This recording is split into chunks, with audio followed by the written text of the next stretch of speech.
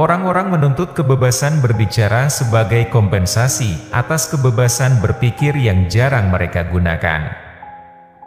Fungsi doa bukanlah untuk mempengaruhi Tuhan, tetapi untuk mengubah sifat orang yang berdoa.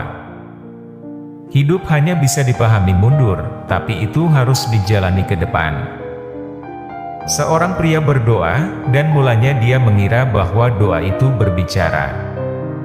Tetapi ia menjadi semakin diam sampai pada akhirnya ia menyadari bahwa doa adalah mendengarkan. Kebanyakan orang bersikap subjektif terhadap diri mereka sendiri dan objektif terhadap semua orang lain. Kadang-kadang objektif menakutkan, tetapi tugasnya justru menjadi objektif terhadap diri sendiri dan subjektif terhadap semua orang lain. Orang yang tidak bahagia tidak pernah hadir untuk diri mereka sendiri karena mereka selalu hidup di masa lalu atau masa depan. Berani berarti kehilangan pijakan sesaat. Tidak berani berarti kehilangan diri sendiri. Jalan yang dimulai dengan baik adalah pertempuran yang setengah dimenangkan. Yang penting adalah memulai dan memulai. Kemungkinan kebebasan bukanlah kemampuan untuk memilih yang baik atau yang jahat. Kemungkinannya adalah untuk bisa. Dalam kehidupan individu ketika cinta terbangun, cinta itu lebih tua daripada segalanya, karena ketika cinta itu ada, seolah-olah cinta itu sudah ada sejak lama. Itu mengandaikan dirinya kembali ke masa lalu yang jauh sampai semua pencarian berakhir pada asal yang tidak bisa dijelaskan. Cinta tidak mengubah yang dicintai, itu mengubah dirinya sendiri. Cinta adalah ekspresi orang yang mencintai, bukan orang yang dicintai.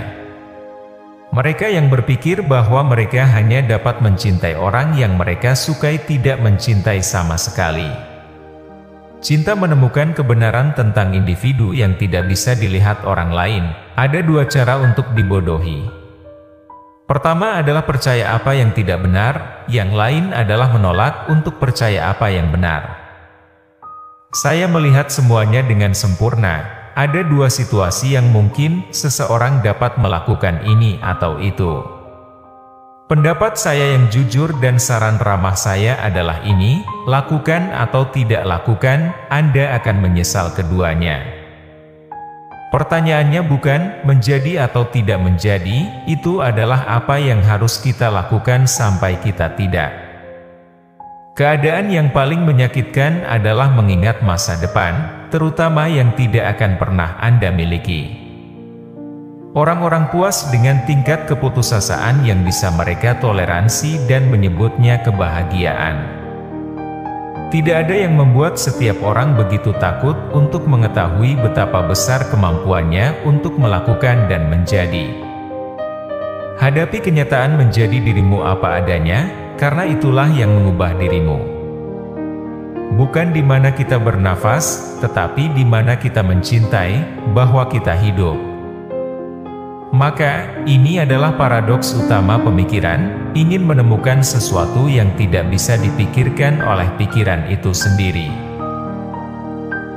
Dimanapun ada kerumunan ada ketidakbenaran. Hal yang paling ditakuti pengecut adalah keputusan.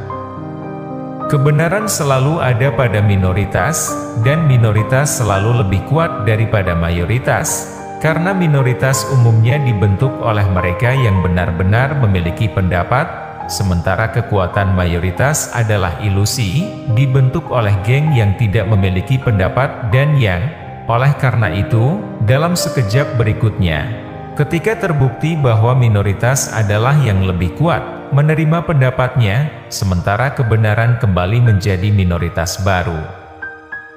Semua kelihayan manusia mencari satu hal, untuk dapat hidup tanpa tanggung jawab. Apa itu penyair? Orang yang tidak bahagia yang menyembunyikan kesedihan mendalam di dalam hatinya, tetapi bibirnya begitu terbentuk sehingga ketika desahan dan tangisan melintasinya, mereka terdengar seperti musik yang indah. Hidup dijalani ke depan, tetapi dipahami ke belakang. Dan ini adalah salah satu definisi paling penting untuk keseluruhan agama Kristen, bahwa kebalikan dari dosa bukanlah kebajikan tetapi iman.